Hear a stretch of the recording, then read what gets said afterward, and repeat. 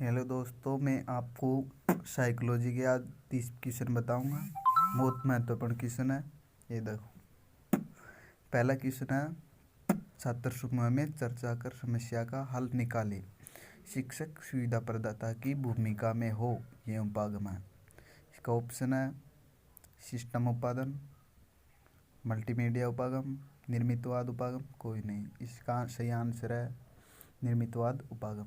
ये सबसे महत्वपूर्ण क्वेश्चन है, एग्जाम में आने वाले हैं। कबीर के दोहे याद कर लेने पर भी एक बालक की रहीम के दोहे याद करने की शक्ति में सुधार नहीं होने पर निम्न में से प्रमुख कारण कौन सा है।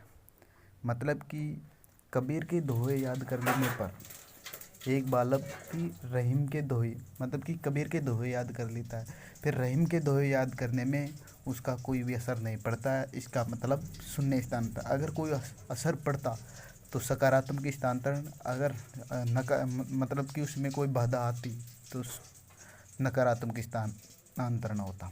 इनमें से कौन सा विकल्प मानसिक विकास के साथ संबंधित नहीं है। मतलब कि ये मानसिक क्रिया की तीव्रता, कल्पना की सजीवता, सीखने की तीव्रता में, ये सब मानसिक विकास के साथ संबंधित है। जबकि दूसरों पर निर्भरता, मानसिक विकास दूसरों पर निर्भरता नहीं रहता है। एक अधिगम विकलांगता जिसमें लिखावट में कठिनाई शामिल होती है। लिखावट डिस्कैलकुलिया गणितीय संबंधी होता है, जबकि डिस्ग्राफिया लिखने संबंधी होता है। निम्न में से कौन सा कारण बालक के स्वस्थ भावात्मक विकास में सहायक नहीं है। मतलब कि जो तीनों दे रखे हैं, बालक के कार्य में सामाजिक स्वीकृति मिलना होता है,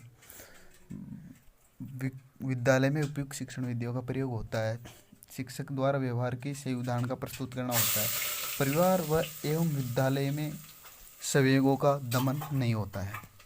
बालक किसी कार्य को अपनी इच्छा से करता है। मतलब कि कोई भी बालक है, वो स्वयं की इच्छा से जो भी कार्य करेगा उसे क्या कहते हैं, सकारात्मक प्रेरणा। अगर समाज की इच्छा से करेगा तो सामाजिक प्रेरणा। अगर मन से करेगा तो मनोदैहिक, और नकारात्मक जैसी नहीं करेगा वो तो नकारात्मक प्रेरणा। जैसे साइकिल चलाने वाला स्कूटर चलाना शीघ्र सीख लेता है। धनात्मक स्थानांतरण, जैसे कि अमेरिका में कार चलाने वाला भारत में कार चलाने में बाधा महसूस करता है, उसे क्या कहते हैं, ऋणात्मक स्थानांतरण।